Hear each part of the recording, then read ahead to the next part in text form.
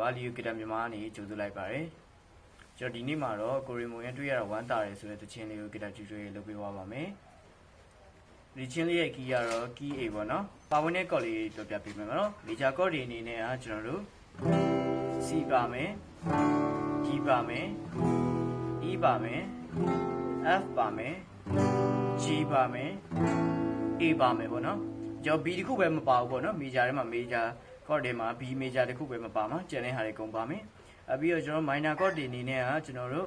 B minor B minor ပါမယ်ကျွန်တော်တို့ A minor ပါမယ်ပြီးရင် E minor ပါမယ်နော်B minor A minor E minor ပါမယ်ပြီးရင်ကျွန်တော်တို့ F sharp minor ပေါ့နော်တနည်းအားဖြင့် G flat minor လို့လည်းခေါ်ရပေါ့နော် F sharp minor ပါမယ်ပေါ့နော် F sharp minor ဘယ်လိုကိုင်ရလဲဆိုလို့ရှိရင်ကျွန်တော်ဒီမှာ F ပေါ့နော် F ကိုကျွန်တော်လက်ကလေးလုပ်လိုက်ရင် F minor ဖြစ်တယ်ဒီ F minor လေးကိုဒီဘက်တစ်ခွက်တိုးမယ်ဆိုရင်ဒါ F sharp minor ဖြစ်တယ်ပေါ့နော်တနည်းအားဖြင့် G flat minor လို့လည်းခေါ်ပါတယ်F sharp minor လေးပါမယ်ပေါ့နော်သူရဲ့လက်ခတ်လေးကတော့ down down down up down up down down up ဒါတော့လူချက်လေးထည့်တာပေါ့နော်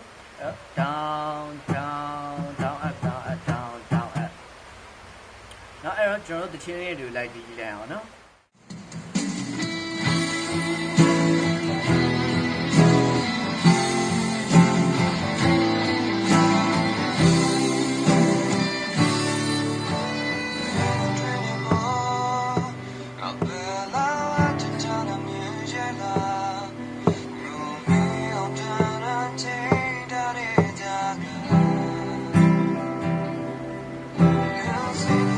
I'm